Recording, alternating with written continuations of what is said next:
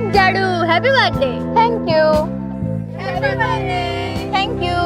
તો કેટલા વર્ષની થઈ? 1 અને 8. હે 18. તો આજથી તું આ દેશની જવાબદાર નાગરિક બની ગઈ છે. કેમ?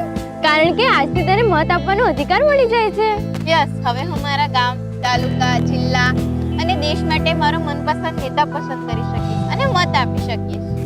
મત આપવો કોઈ સામાન્ય વાત નથી. મત આપવો બહુ જવાબદારીનું કામ છે. હા. તમારી આંખ સામે ઉમેદવારોનું લિસ્ટ હોય છે અને એમાંથી તમારે એક ઉમેદવારની પસંદગી કરવાની હોય છે. અને જો એ યાદીમાંથી મને એક પણ ઉમેદવાર પસંદ ન પડે તો મારે શું કરવાનું? સિમ્પલ છે. જો તમને એક પણ નેતા ન ગમે તો તમે નોટા પસંદ કરી શકો છો. આ નોટા શું છે? નોટા એટલે મને આ ઉમેદવારોમાંથી એક પણ ઉમેદવાર પસંદ નથી. None of એબો. પણ કેવી રીતે નક્કી કરું કે કોણ કેવું છે? જો એને મત અપાય જે લોકોના હિતમાં અને રાષ્ટ્રના હિતમાં કામ કરે છે. નહીં કે જે તમારી જાતિ કે જ્ઞાતિનો હોય.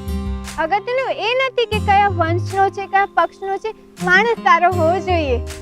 અને હા, ગુનાહિત પ્રવૃત્તિમાં સંકળાયેલા માણસને તો ક્યારેય મત ન અપાય. એનો અર્થ એ થયો કે આપણે જાતિવાદ, વંશવાદ કે પક્ષવાદને જોઈને નહીં, પણ દેશનું હિત જોનારા નેતાને મત આપવો જોઈએ.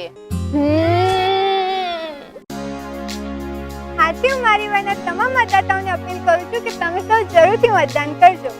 માત્ર કરજો જ નહીં પણ મતદાન કરાવજો. હું તો જાઉં છું. તમે આવો છો ને?